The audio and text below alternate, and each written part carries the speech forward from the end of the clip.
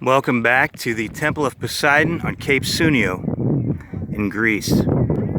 What we want to talk about right now is a recurring theme in both the Euthyphro, Apology, and Crito about religious knowledge, religious epistemology. Can we know if God has given us special information that goes against our common sense views of ethics or moral principles, if that knowledge is trustworthy, and so on? So Euthyphro goes against the common sense ethics of his day, that you do not betray your father. So in ancient Greece, the father was the basically the priest of the home. So in Sparta, they had the rights of eugenics, to commit infanticide, and so on. And we see in India and some other cultures today this common theme that fathers are the spiritual priest of the family. So for Euthyphro to betray his father for manslaughter goes against the common sense ethics of the Greeks.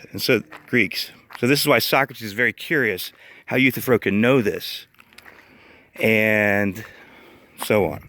He's also curious because he's about to go to his death believing he has special knowledge from the god Apollo, given through the oracle at Delphi, that he is to maintain his mission as philosopher and go to his death saying that he can do no other than to be the philosopher that God wants him to be.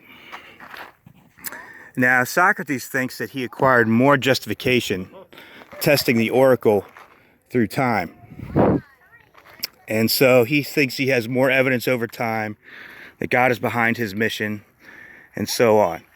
And some think this is similar to Abraham, where over time, even though Abraham did not trust God in Genesis, over time, through various experiences, Abraham got enough justified belief that God would not betray him. So when it comes to the point where he asked him to sacrifice his son Isaac, it's not a blind faith anymore for Abraham. He's experienced too many answered prayers and God's promises coming true for him.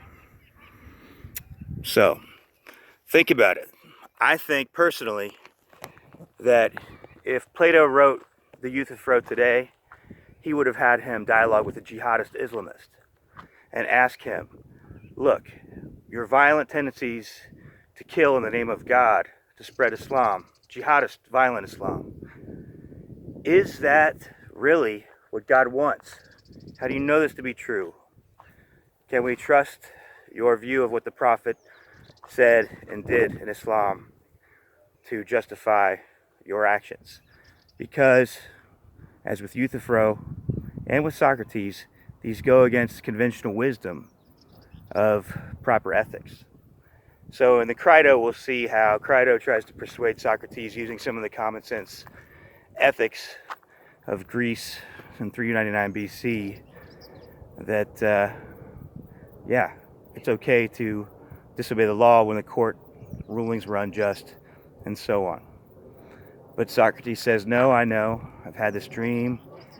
My daimon on my shoulder did not dissuade me from going to court that day, and did not stop him from accepting his death penalty.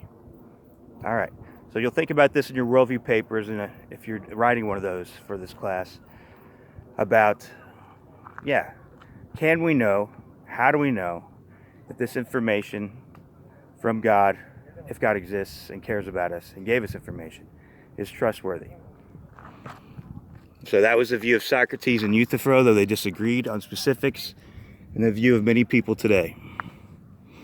So, on behalf of peripatetic philosophy, we're going to sign off from Temple of Poseidon, Cape Sounio. Farewell. I'll give you one more scan of it, just in case.